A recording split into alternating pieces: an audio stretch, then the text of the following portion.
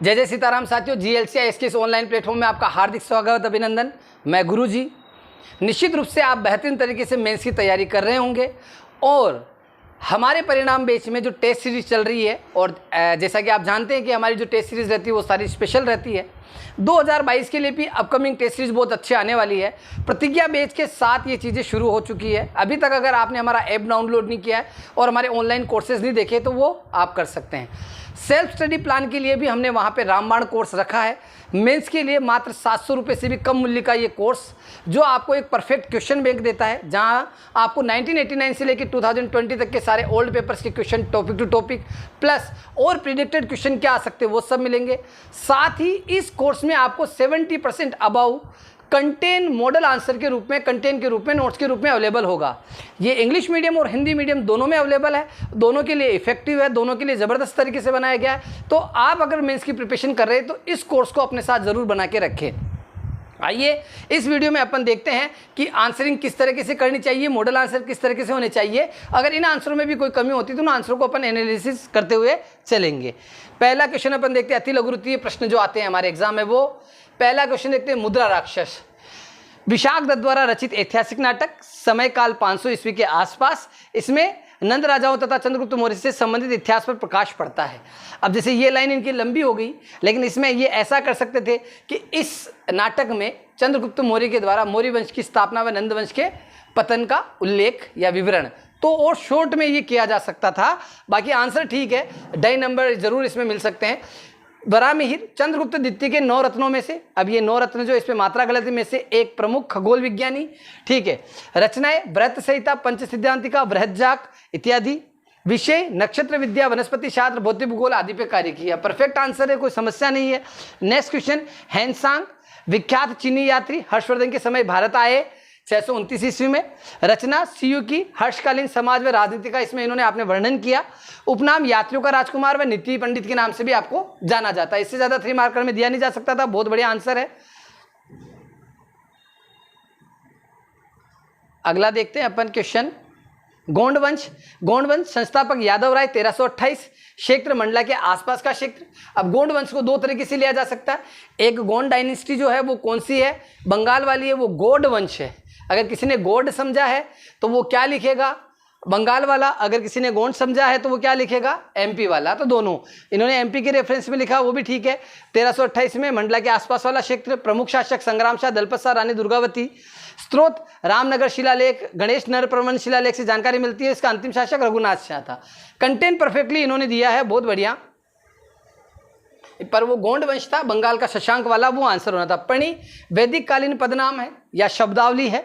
वैदिक काल में व्यापार करने हेतु दूर जाने वाले व्यक्तियों को या व्यापारियों की श्रेणी को पणि कहा जाता था। Perfect answer. चतुर्वेदी मंगलम क्या है, चतुर्वेदी मंगलम प्राचीन भारत में ब्राह्मणों को उपहार में दिया गया एक गांव।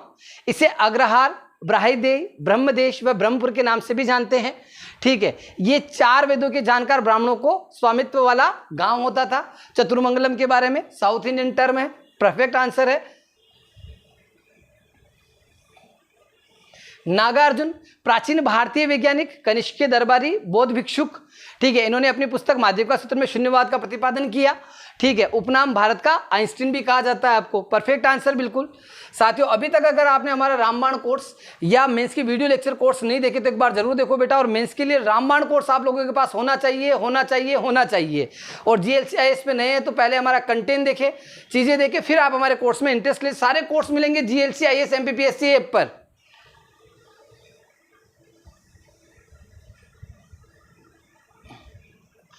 फेजी मध्यकालीन भारत का फारसी कवि व अकबर के नवरत्नों में से एक।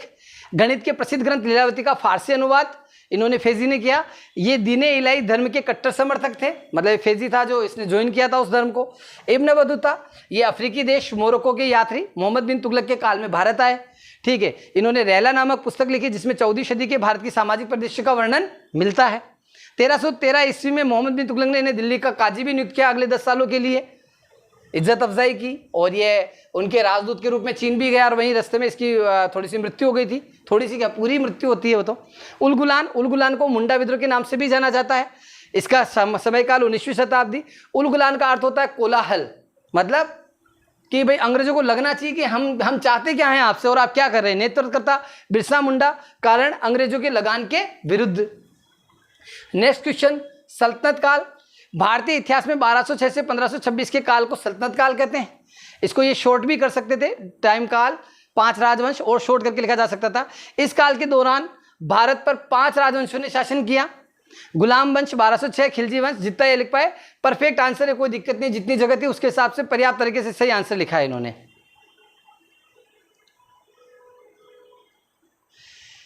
निशान, निशान क्या होता है ये इसमें आंसर नहीं लिखा है, मैं लिखा देता हूं।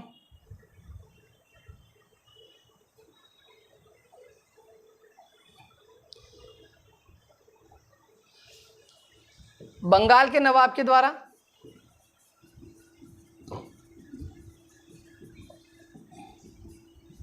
3,000 रुपए वार्षिक लगान के आधार पर, लगान पर कर मुक्त व्यापार की अनुमति ब्रिटिशर्स या अंग्रेजों को जारी की गई।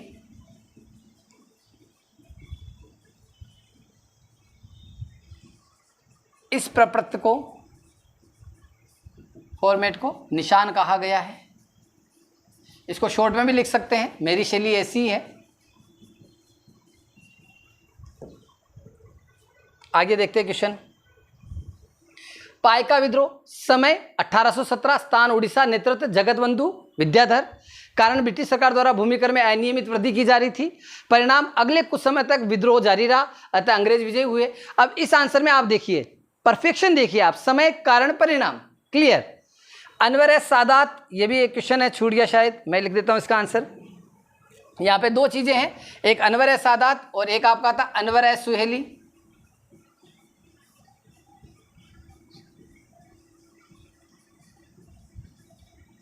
ठीक है, अब ये जो लिखी है वो किसने लिखी है? अबुल फजल ने, और ये फैजी ने, है ना बेटा? ठीक है, और ये दोनों जो हैं अनवर सादात और अनवर सुहेली, ये दोनों क्या है? पंचतंत्र का फारसी अनुवाद है। बस इतना सा ध्यान में रखना है, पंचतंत्र का फारसी अनुवाद। एक फैजी ने किया था, वो अनवर सुहेली के नाम से जाना था, अनवर सादात नाम से अबुल फजल ने किया था। अनुशीलन समिति स्थापना 1902 में सतीश चंद्र बसु व पी मिश्रा द्वारा कलकत्ता में की गई। उद्देश्य ब्रिटिश सरकार के विरुद्ध जनजागृति फैलाना। विशेष, इसके प्रभाव से अंग्रेजों को भंग का निर्णय वापस लेना पड़ा था। मतलब 1902 से लेके 1915 तक और बाद में और आगे भी इसने बहुत परफेक्ट तरीके से काम किया, और इसी का दबाव और प्रभाव ऐसा था कि बंगाल में स्वदेशी आंदोलन, राष्ट्रीय जागरूकता, नवचेतना, युवा चेतना बहुत ज़्यादा प्रबल हुई, क्योंकि विवेकानंद जी आए थे, उनका प्रभाव था। उसके बाद अनुशीलन समिति के प्रभाव में, ठीक है, मित्र मेला, अनुशीलन समिति, इस तरह से क्रमबद्ध। और 1911 में जो फैसला वापस हुआ बंग का, उसमें इसका भी बहुत बड़ा रोल था। तो एक परफेक्ट आंसर है। 50 शब्दों के आंसर भी देख लेते हैं अपन लोग बेटा। सिंधु सभ्यता के पतन के कारण लिखिए। स्पष्ट प्रमाण तो नहीं है, किंतु भौतिक साक्ष्यों के आधार पर कुछ अनुमानित कारण इस प्रकार से हैं। परफेक्टली कंटेन है, ये कोई दिक्कत नहीं है, बहुत बढ़िया लिखा है इन्होंने। कारण बाह्य आक्रमण, गार्डन व चाइल्ड व व्हीलर के अनुसार संभव है कि बाह्य आक्रमण के कारण ऐसा हुआ हो। जलवायु परिवर्तन, मार्टिन व्हीलर ऐसा मानते कि जलवायु परिवर्तन के कारण सिंधु सभ्यता बिखर गई। बाढ़ का कारण जॉन मार्शल व दयाराम साहनी ने दिया है। भूकंप, जॉर्ज डेल्स जो है उन्होंने कहा कि भूकंप के कारण हो सकता है सिंधु सभ्यता समाप्त हुई हो। पारिस्थितिकी असंतुलन, फेयर सर्विस जो है उन्होंने कहा। अतः इतिहासकारों ने इससे संबंधित प्रभावी कारण बाढ़ को बताया। बहुसंख्यक, ओवरऑल देखा जाए तो बहुसंख्यक लोग मानते हैं कि नदियों के मार्ग परिवर्तन व बाढ़ के कारण ये सभ्यता लगभग विनष्ट हुई। ऋग्वैदिक कालीन राजनीतिक परिदृश्य का वर्णन कीजिए। अब ये देखिए कितने परफेक्ट तरीके से आंसर लिखा है। ऋग्वेद के आधार पर इस काल का राजनीतिक ढांचा व राज्यव्यवस्था इस प्रकार थी। देखो यहीं से कुल, ग्राम, विश्व, जन, राष्ट्र, इसको ऐसे भी लिख सकते थे कि ऊपर तक जाते हुए राष्ट्र, लेकिन राष्ट्र का आकार बड़ा हो जाता तो ये परफेक्ट डायमेंशन है। प्रमुख कुल का कुलप होता था। एक रक्त समूह के सदस्य, ये सबसे लघुतम इकाई थी। प्रमुख ग्रामीणी, ग्राम का मुखिया। अनेक परिवारों का समूह। विश्व, इसका प्रमुख विश्वपति, कई ग्रामों का समूह। जन, मतलब एक परफेक्ट आंसर को इन्होंने यहाँ पे मेंटेन किया है। इस काल में राजनीतिक व्यवस्था प्रमुखता से राजतंत्रात्मक थी।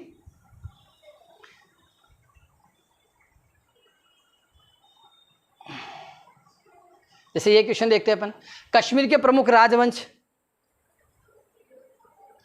कवि कल्याण की राजतरंगिणी से कश्मीर के क्रमिक इतिहास की जानकारी जो 8वीं से 12वीं शताब्दी का क्रमिक इतिहास है वो कल्याण की राजतरंगिणी में मिलता है।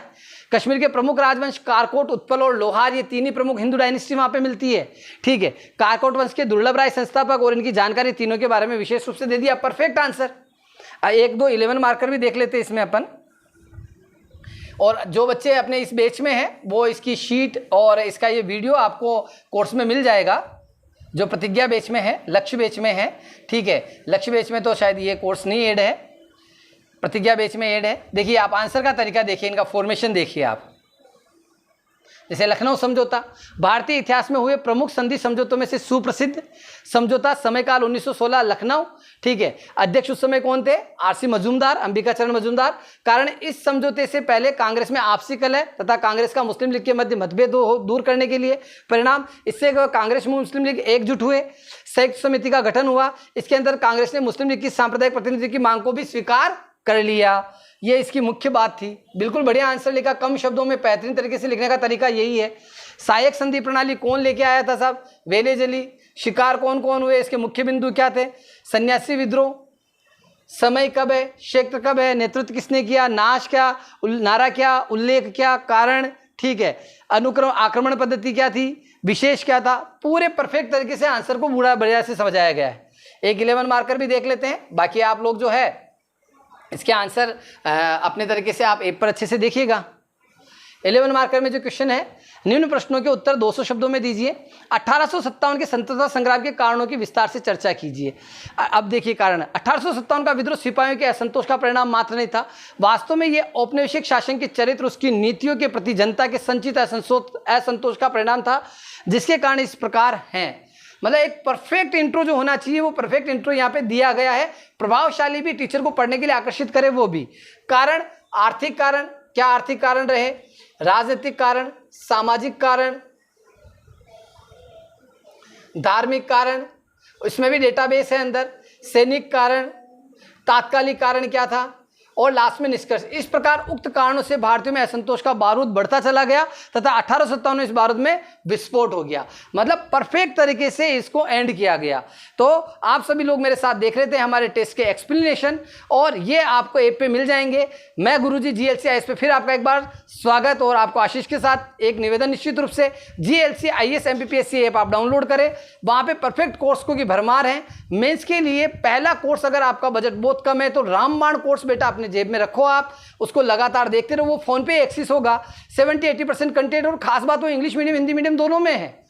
और उसके साथ अगर तैयारी करें तो अच्छे से हो जाएगी। वीडियो लेक्चर कोर्स, प्री के लिए टेस्ट सीरीज, जो चीजें लगे आपको, नोट्स, कंटेंट, सारी चीजें ऐप पर अवेलेबल है। MPPSC की तैयारी करो तो एक बार ऐप डाउनलोड करके उसमें सारे कोर्सेस आपको एक्सेस करने हैं। धन्यवाद।